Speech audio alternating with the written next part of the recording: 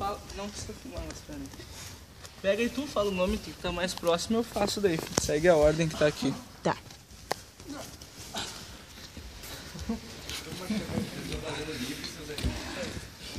O Sotogari.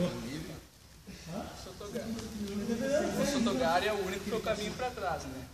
Então, dá o passo. Já vou aí com vocês. Deixa eu puxar.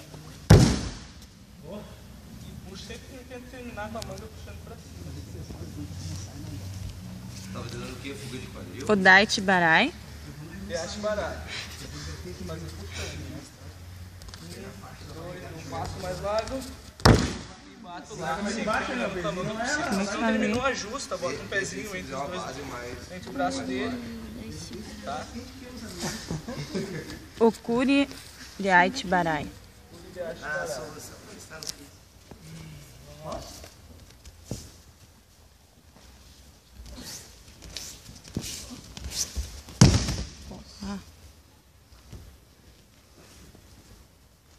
O Goshi.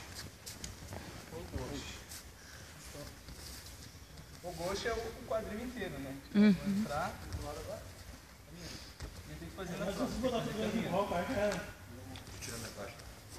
Entre o quadril inteiro. Jogo ele. Pé apontando pra frente. Se não caiu, o que dá uma ajudadinha, ó. Tira o quadril lá,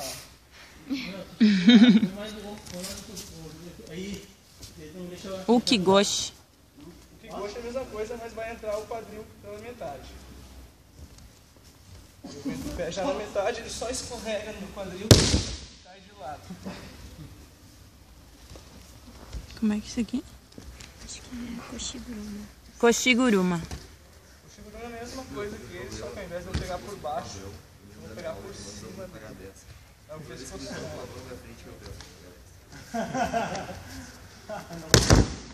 Esses dias eu falei pra minha namorada,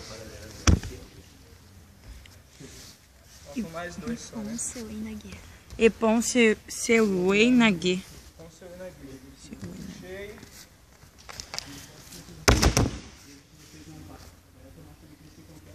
E Morote Seuei Nage. Só que eu pego mais embaixo na gola, Vai ser ó. boa essa gravação. Vou pegar mais embaixo na gola, pra poder ter espaço pra eu botar o cotovelo lá. Então, vou andar. Claro que vocês estão treinando aí, seus animais. E acaba ali. Tá? Muito obrigada.